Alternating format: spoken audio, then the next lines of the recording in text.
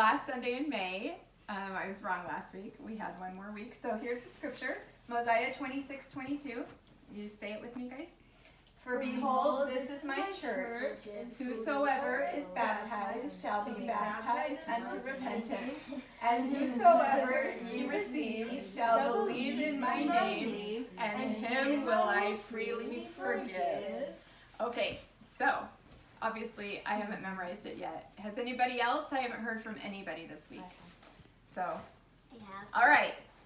This week's story. Oh, I forgot. Hudson Kellett has a birthday on Saturday. Happy birthday, Hudson. Okay, so this week's story is all about a continuation on Alma the Younger, kind of his story more right now. But at this point, the sons of Mosiah are also on their missions, okay? They're off with the Lamanites. So if you remember, last time we met, King Mosiah, here, come sit up, okay? King Mosiah, they wanted his son Aaron to be king. Aaron was like, sorry, I'm going to go to the Lamanites and preach. So he wasn't there. So there's King Mosiah all by himself. And his people really wanted Aaron to be king. He's like, look, you cannot have a king and guarantee that he is going to be righteous. You can't know. They're all fainting because they're so mad. Oh, no. You can't know what a king is going to be like before he goes. And he said, if there is a king, my turn, so soon it will be your turn. So soon. If there is a king and he is wicked, like let's say King Noah, he said you can't get rid of him unless there's lots of war and lots of bloodshed. And he can take down a whole group of people, like a whole population. So he said, let's do away with that. Instead, I want to have a system of judges. And so he had all of these judges appointed, okay? And he made Alma, the younger, the king judge, okay? He was chief judge is what it was called. I'm going to put this right here on his head. Oh, the reign of the judges? Yes, the reign of the judges. You guys will hear this. It's when he appointed all these judges, and he actually made two different organizations of judges. He made lower judges and upper judges. And this is very similar to how we govern things now in the United States, because the judges kind of checked each other. And if one group wanted to do something and the other one didn't think it was right, then they said no. And they had to all agree before they could move forward with things. Okay, so this is where things start to get a little dicey. Okay, Alma the Younger is the chief judge. He's ruling the people. Do you guys remember Gideon?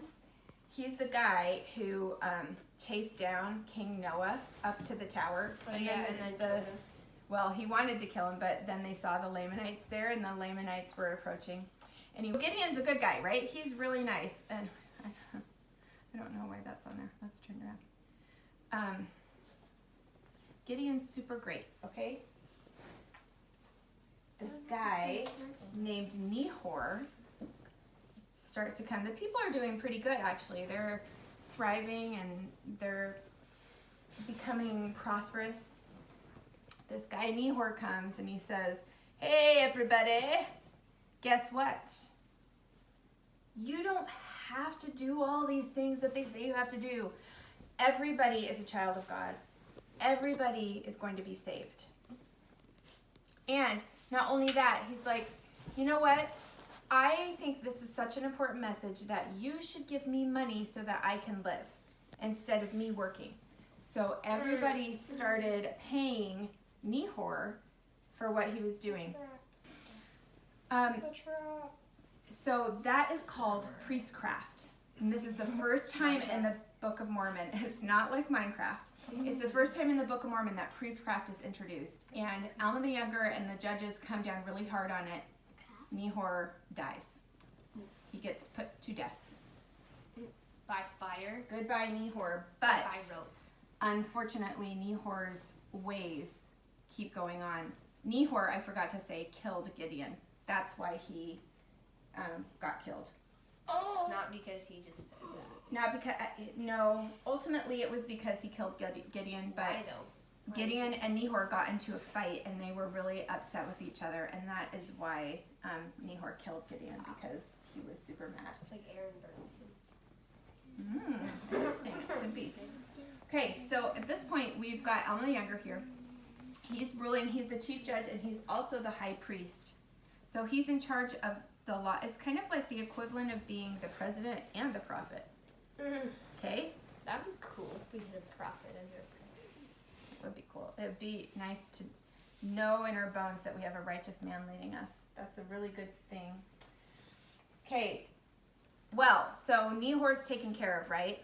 Unfortunately, that is not the end of the bad guys. Amlici comes, and he's got Amlici.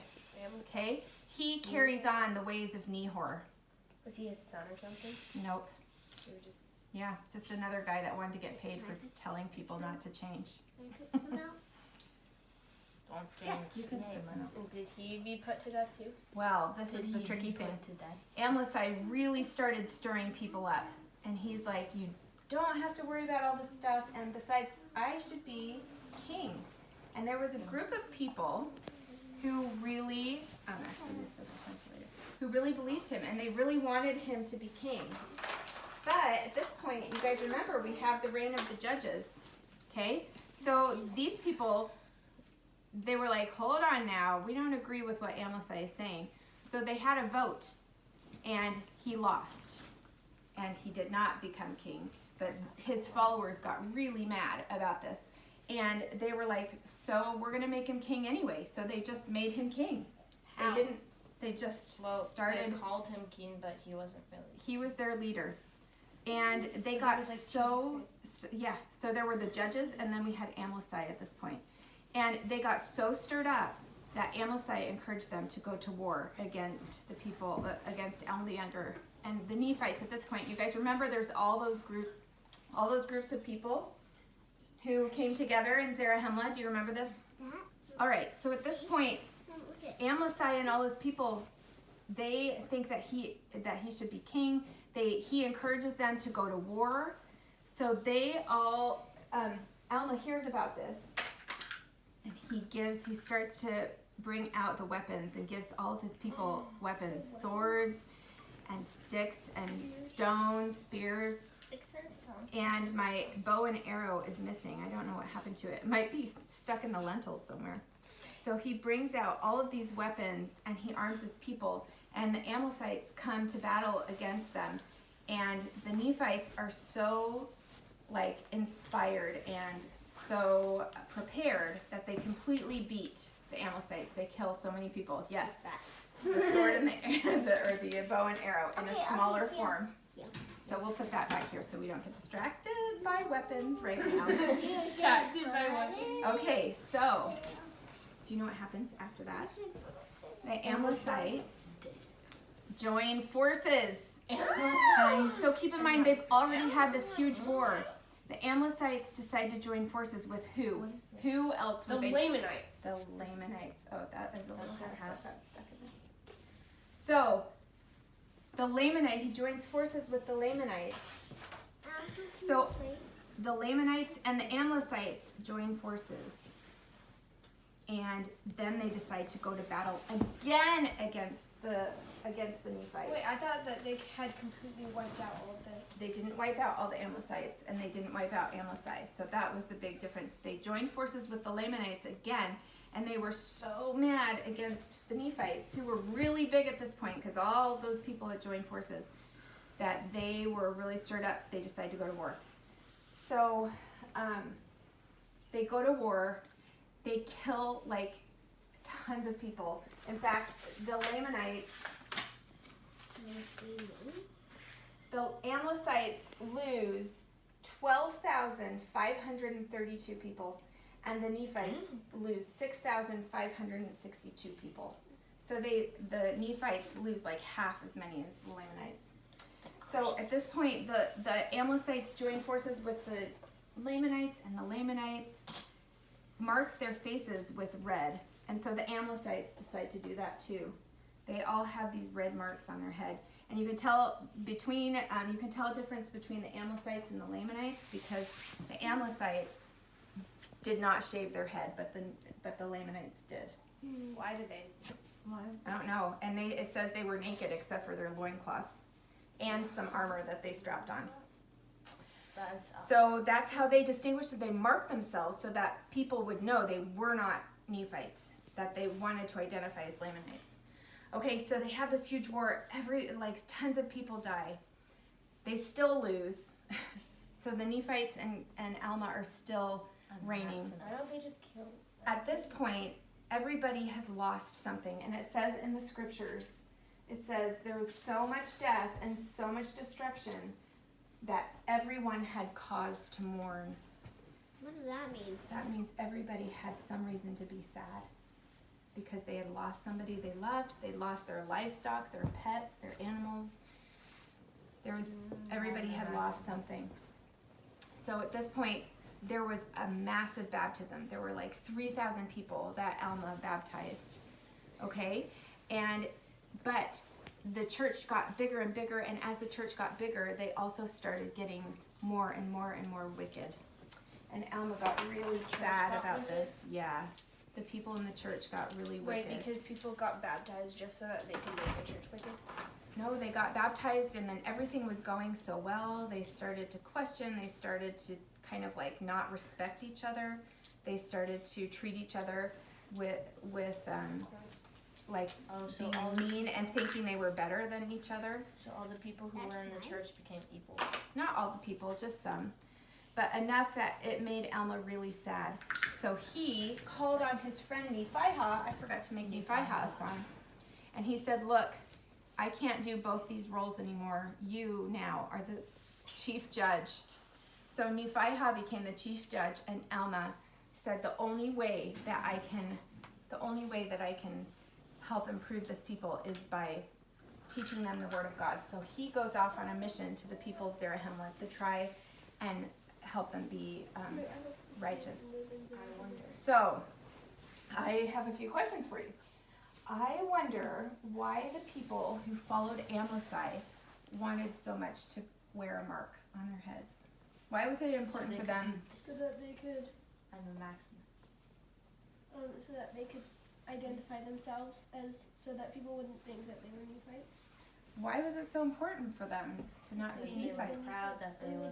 They were evil and the Nephites were good. Interesting. So what kind of marks do you think that we know? How do people know today that we follow Jesus? Book of Mormon. I wonder what our marks are today. How do we mark Carry ourselves? around the Book of Mormon. Carry around a Book of Mormon. What if you're not carrying anything? If you How have can a you million dollars. how can you identify yourself as a Christian? You just look like one because you're nice. Kindness. You can't tell somebody if they're nice by looking at their face. Yeah, you can. That's interesting. That's a That's really interesting. judging a book by its That- cover. Why they say they had to establish peace in the Book of Mormon. At this point, they said they had to establish peace. I've always thought about peace just happening. Like sometimes you feel peace. There's war first. How do you establish peace? War first, and then you. What do you think they did to establish peace? Peace treaty. It could have been a peace treaty. I wonder what each individual person can do to establish peace. They What- can spread the gospel. And they can What can we do? I wonder what we can do to share we can make our own Establish selves peace. peaceful, and we can be a peaceful that's interesting. I wonder what that would look like. day to day. If you'll Peace. you cause peace and be super nice. The opposite of a troublemaker. I wonder if somebody hurt you or they were mean to you. Then you turn the other cheek. What does that mean? Like you don't fight back. You turn your cheek. What it means to spread peace. It's to stand up for people who need help, and it's to have peace in your heart, even if somebody has hurt your friend or hurt somebody or hurt you, that you still do whatever you can to be like Jesus. I think that was really special. So thanks for coming today, and we will talk more about what happens after Alma becomes a missionary, and we'll talk more about the sons of Mosiah too and their missions. So see you next week.